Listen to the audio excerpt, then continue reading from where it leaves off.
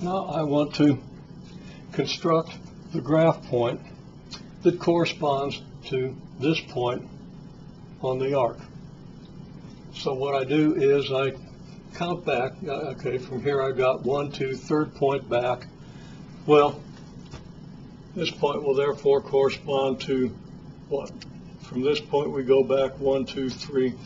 We have this point on our horizontal axis.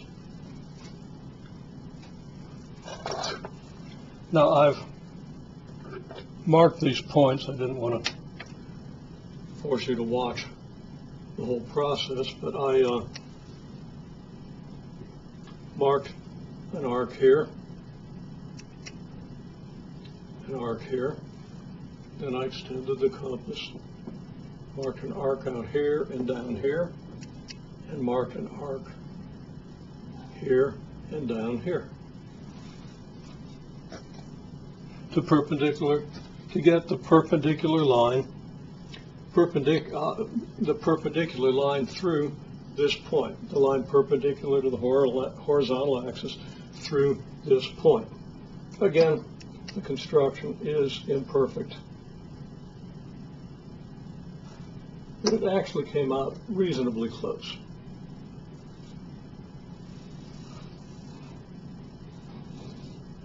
So right here is a pretty good line perpendicular to the horizontal axis through this point. Again, this point corresponds to this point on the circle. Now I can extend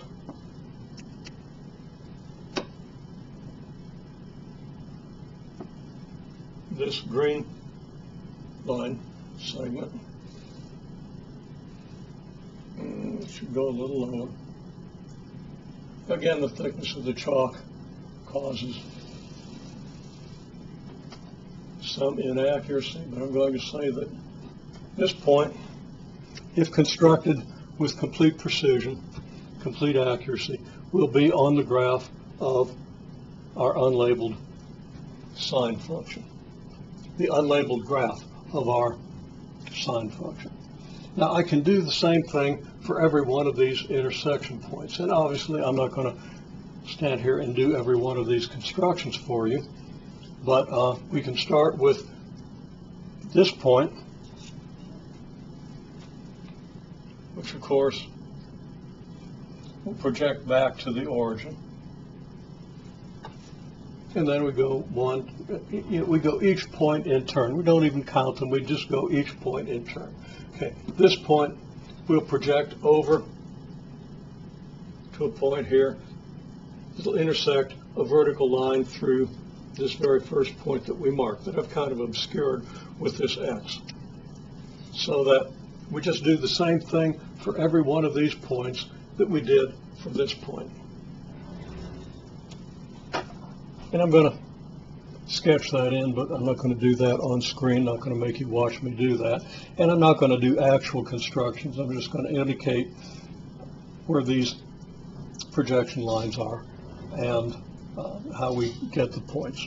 Okay, but we can, it's obvious now that we can do the construction for every one of these points, and we're going to get a graph of, an unlabeled graph of a sine function. Now, I haven't done a very good or very honest job of constructing this graph, as you can tell from the fact that I didn't even complete all those lines up to the point where they need to be. And there are anomalies throughout the construction. If I had a chalk sharpener and took a little bit more time, I could probably do a much better job of this, but it still wouldn't be perfect. And this should suffice to indicate how the construction is done, or could be done, in the ideal case. So I haven't drawn all the horizontal projection lines here. I've extended the first four to indicate the first 4 points on the graph. And then there are 1, 2,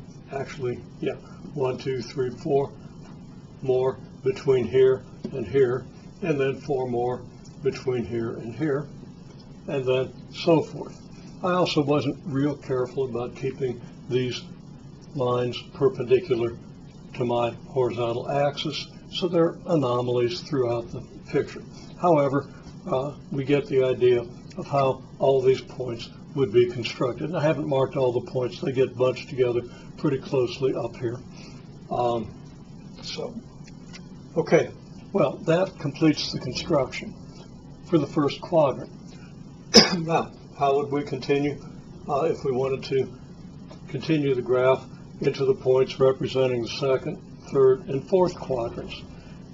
We're going to use symmetry, and we'll continue that in a separate video.